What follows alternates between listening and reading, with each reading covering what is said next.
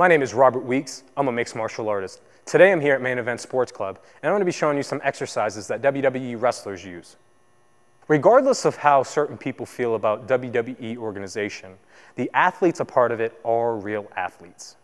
They do put their body in harm's way every day, and they train pretty much 7 days a week, 365 days a year. Certain exercises that they like to use are very core exercises such as squats, deadlifts, and cleans. These are very important exercises because they allow all your major muscles to be activated all at once through a primary source, not a secondary. And it engages that you have to teach your body how to create enough energy to sustain that type of movement and rhythm. WWE wrestlers such as Hulk Hogan or Ultimate Warrior, you might remember as when you were a kid, used to be the biggest men on the planet, just abnormally huge. And the reason for this is because of the amount of training they would put in their body. A side effect to some of that would be apparent misuse of some anabolic compounds. Wrestling, though it's not considered a real sport, actually has the highest death before 40 of steroid users. So that's a very important factor to know before you start working out, is if the steroids are actually worth a short lifespan.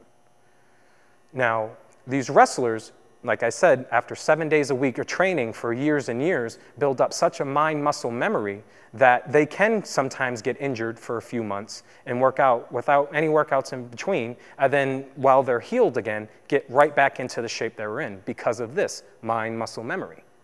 You don't lose it. You might lose the weight, you might lose the energy, but you won't lose the ability to gain it back.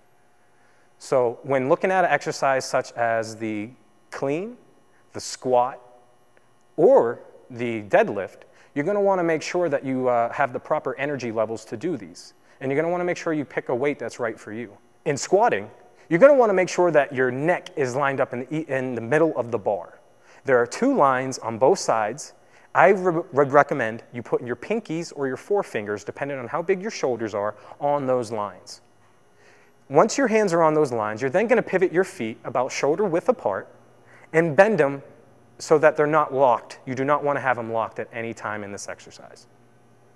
Once you're comfortable with the weight, you're comfortable with your feet, and you're comfortable with your arms, you're then going to go ahead and go into a 45-degree angle with your body. You're going to bend your knees and your hips. You're going to make sure you keep your head looking straight up, and you're going to make sure that you keep your back straight. You do not want to hunch over forward or hunch over backward. If you start to shake at all during any of these exercises, that's a clear example of you have too much weight. Take some of that weight off and try it again. We'll put you back up to that weight soon, I promise. The next exercise is the clean. The clean is very effective for explosiveness. Explosiveness for wrestlers is imperative, whether it's after they just got knocked on their back or after they just got slammed. The clean allows you to pick up weight from the floor and rest it on your hips with just your shoulders. You then take your shoulders and your triceps and you clean it all the way up to your chest. Once you do that, you then drop your arms back down in a neutral position, almost as if they're locked, but still bent. And then you repeat this pattern for about 15 sets of a weight that you can do comfortably. Deadlifts are one of the most important exercises of all for these wrestlers. Deadlifts incorporate exactly how it speaks.